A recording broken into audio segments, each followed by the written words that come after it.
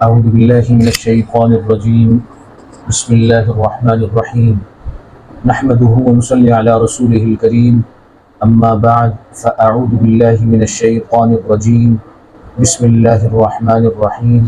ألف لام ميم ذلك الكتاب لا ريب فيه هدى للمتقين. صدق اللہ العظیم. گزشتہ سبق میں سورۃ البقرہ کا نام، اس کا تعارف اور اس کے فضائل پر بات ہوئی. آج کے سبق میں الف لام میم صاد کاف ہا یا عین صاد قاسین طہ، یہ اس طرح کے جو حروف ہیں ان کو حروف مقطعات کہتے ہیں. آج حروف مقطعات کے بارے میں کچھ گزارشات عرض کرنی ہیں. حروف مقطعات، ان کے معنی اللہ کے علاوہ کسی کے علم میں نہیں. حروف مقطعات کے معنی اللہ کے علاوہ کسی کو نہیں.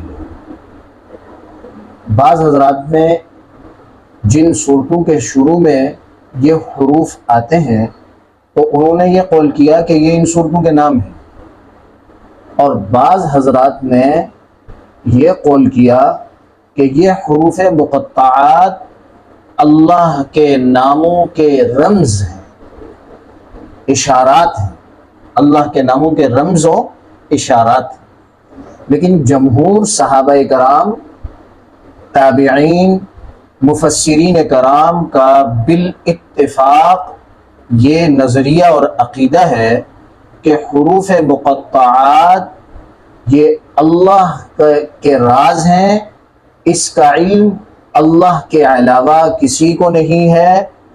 زیادہ سے زیادہ یہ ممکن ہے، یہ ہو سکتا ہے کہ اس کا علم اللہ رب العزت نے نبی مکرم صلی اللہ علیہ وسلم کو عطا کیا ہو، لیکن آپ صلی اللہ علیہ وسلم کو بھی امت کو بتانے سے روک دیا گیا ہو، کیونکہ یہ حروف جہاں کہیں بھی آئے ہیں ان کی کسی قسم کی تشریح نبی علیہ الصلوۃ والسلام سے کوئی تشریح معلوم نہیں. اور آپ صلی اللہ علیہ وسلم کے بارے میں اللہ رب العزت نے فرمایا کہ غیب کی خبروں میں آپ بخل نہیں کرتے، جو اللہ نے آپ پر اتارا ہے آپ اسے بیان فرماتے.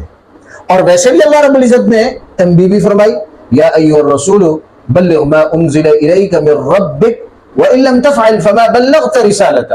اے رسول صلی اللہ علیہ وسلم، جو کچھ آپ پر اللہ نے نازل کیا اس کو امت تک پہنچائیے. اگر آپ نے امت تک نہ پہنچایا تو گویا کہ آپ نے رسالت کا حق ادا ہی نہیں کیا. تو اس بات کے پیش نظر دونوں صفات، ایک طرف تو یہ بتلایا وما ہوا بغیب بضنین کہ آپ غیب کی خبروں کے بارے میں بتانے میں، بیان کرنے میں بخل سے کام نہیں لیتے، اور دوسری طرف یہ حکم دیا کہ جو کچھ نازل ہو اسے امت کے سامنے بیان کیجئے. اگر آپ ایسا نہیں کریں گے تو اس کا مطلب یہ ہوگا کہ آپ نے رسالت کا حق ادا نہیں کیا.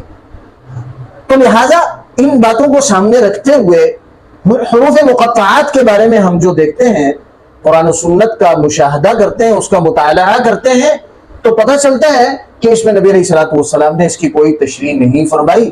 تو اس سے پتہ چلتا ہے کہ یہ اللہ اور اس کے رسول کے بیچ راز ہے. چنانچہ امام التفسیر امام قرطبی رحمہ اللہ اپنی تفسیر قرطبی میں سیدنا صدیق اکبر رضی اللہ تعالیٰ عنہ، سیدنا فاروق اعظم رضی اللہ تعالیٰ عنہ، سیدنا عثمان ابن عفان رضی اللہ تعالیٰ عنہ، سیدنا علی المرتضی رضی اللہ تعالیٰ عنہ، اور حضرت عبداللہ ابن مسعود رضی اللہ تعالیٰ عنہ وغیرہ تمام صحابہ کا یہ نظریہ اور عقیدہ اپنی تفسیر میں ذکر فرمایا کہ یہ حروف مقطعات اللہ اور اس کے رسول کے درمیان راز ہیں.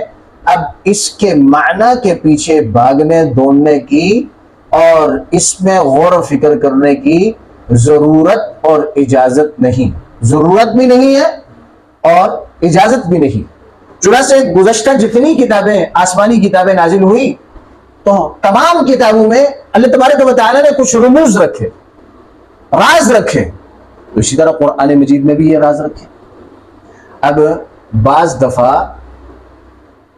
شیاطینی وساوس انسان کے دل و دماغ کو گھیرتے ہیں، اور وہ شیاطین کبھی اصلاً شیاطین کے طور پر وسوسہ ڈالتے ہیں، اور کبھی انسانی شکل کے شیاطین دوسرے انسانوں میں وسوسہ ڈالتے ہیں کہ جب یہ اللہ اور اس کے رسول کے درمیان راز ہیں تو پھر اسے نازل کرنے کی ضرورت ہے۔ جو باطنی فوائد ہیں، آج کل تو ہم نے آسان یہ سمجھا ہوا کہ بھئی لوح قرآنی کے نام سے جو ہے نا گھر میں لٹکا دیے، دکان میں لٹکا دیے۔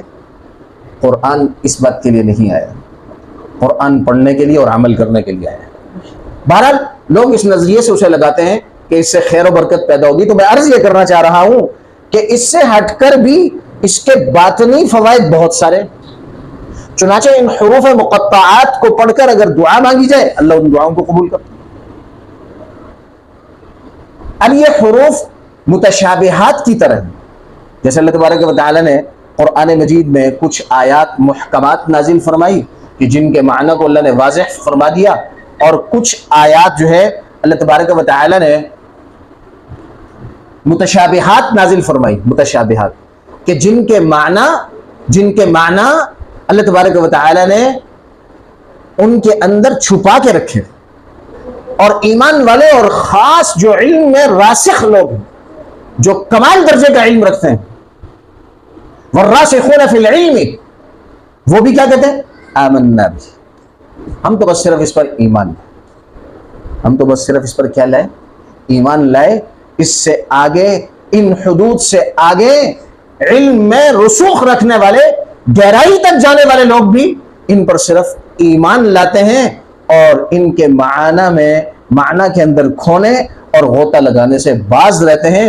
چنانچہ یہ اہل علم کا امتحان ہے کہ جب اللہ انہیں حکم دیتا ہے کہ علم میں غوطہ کھاؤ تو وہ خوب علم کی گہرائی میں جاتے ہیں، اور جب اللہ فرماتے ہیں کہ یہاں رک جاؤ تو اب ان کا امتحان ہوتا ہے، کیونکہ انہیں تو علم کی طلب ہے، ان کی طلب انہیں آگے ابھارتی ہے، لیکن اللہ کا حکم آ کے انہیں روکتا ہے، اور وہ اللہ کی مان کر وہاں رک جاتے ہیں اور کامیاب ہو جاتے ہیں۔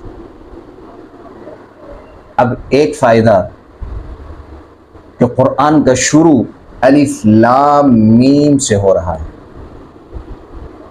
وہ اللہ تبارک و تعالی کے سامنے اللہ نے اپنے بندے کو اپنی عاجزی اور انکساری اپنے اللہ کو بتانے کا طریقہ سکھایا کہ وہ پہلا لفظ پڑھ رہا ہے الف لام میم۔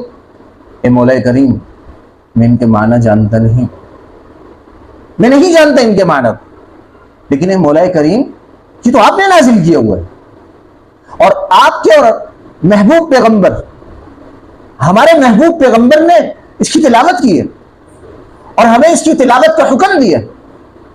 اے مولا کریم، ہم اس کے معنی تو نہیں جانتے، لیکن چونکہ آپ نے نازل کیا ہے تو ہم اسے پڑھنے کے لیے تیار ہیں، کیونکہ ہم آپ کے بندے ہیں، ہم آپ کے غلام ہیں، آپ کا جیسا حکم آئے گا ہم اسے ماننے کے لیے تیار ہیں۔ اور ایک دوسرے طریقے سے بندہ اپنے مولا کریم سے یہ کہتا ہے اے مولا کریم، میں تیرے قرآن کو، تیرے علم کو پڑھنا چاہتا ہوں، لیکن الف لام میم، اے اللہ میں تو جاہل ہوں، میں تو کم علم ہوں، مجھے تو قرآن کا پہلا لفظ ہی نہیں پتا کہ اس کا معنی کیا ہے، مجھے تو روک دیا گیا کہ اس کے بارے میں خاموشی اختیار کرو، بس ایمان لاؤ۔ میں بڑی عاجزی کے ساتھ کہ مجھے کچھ بھی پتہ نہیں، میں آپ کا قرآن شروع کر رہا ہوں، اے اللہ میری عاجزی کو دیکھ کے اپنے قرآنی علوم کو میرے سینے میں اتنی وسعت عطا فرما کہ میں تیرے قرآن کا علم سیکھ سکوں۔ گرامی قدر سامعین، کتنے راز اللہ نے اس میں رکھے ہیں۔ چنانچہ حروف مقطعات کے بارے میں جہاں کہیں کوئی اس کا معنی اور تشریح کر رہا ہو تو سمجھ لیجئے کہ اس کے معنی اور تشریح کی اجازت نہیں۔ البتہ ایک بات یاد رہے کہ بعض علماء کرام نے جو علمی اعتبار سے بہت پختہ تھے، تو انہوں نے ان کے معنی کی طرف تھوڑا سا متنبع کیا، لیکن علمی غوطہ لگایا، یا اللہ نے وہمی طور پر انہیں اشارہ کیا، تو وہ اس جگہ تک پہنچے۔ انہوں نے بعض دفعہ کچھ مقامات پر ان کے معنی کی طرف اشارہ کرنے کی کوشش کی، لیکن ساتھ متنبع کر دیا کہ یہ ہماری وجدانی کیفیت اور علمی گہرائی کی کیفیت کہتی ہے، لیکن یہ یقینی طور پر بات نہیں ہے کہ ہمارے اللہ نے اس کا یہی معنی بیان کیا۔ اور وہ کیا بھائی؟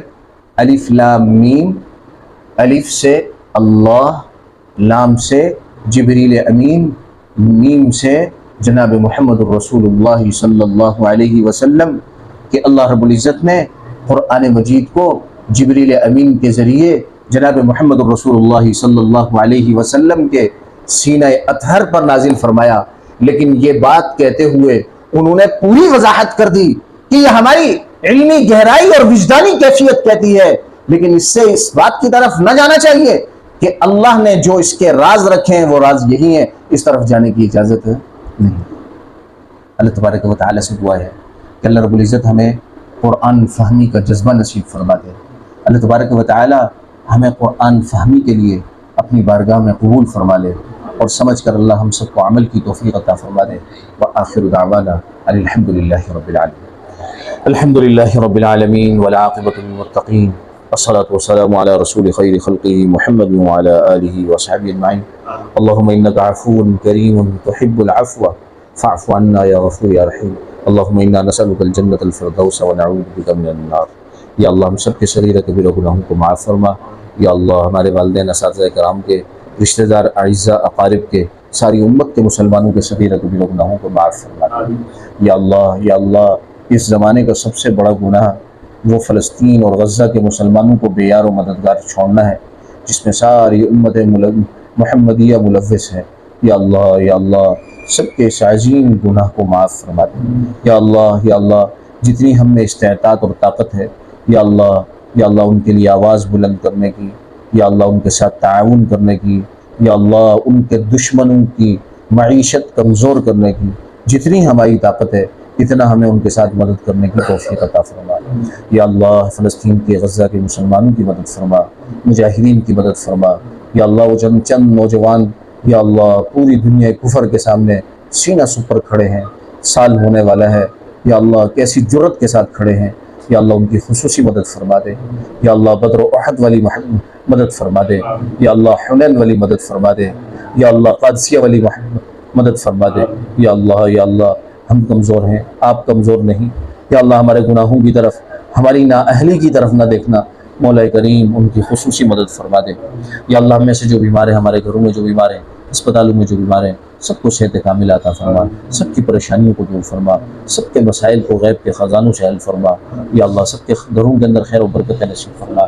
یا اللہ ہمارے نور بھائی کی اہلیہ بیمار ہیں، کافی دنوں سے اسپتال میں ہیں۔ یا اللہ آپ کے جو غیب میں، جو آپ کے غیب کے صحت کے خزانے ہیں، یا اللہ وہ بہت وسیع ہیں۔ یا اللہ ان خزانوں میں سے ان کی اہلیہ کو صحت کاملہ عطا فرما۔ اللہم رب اغفر ورحم وانت خیر الراحمین، وصلی اللہ تعالی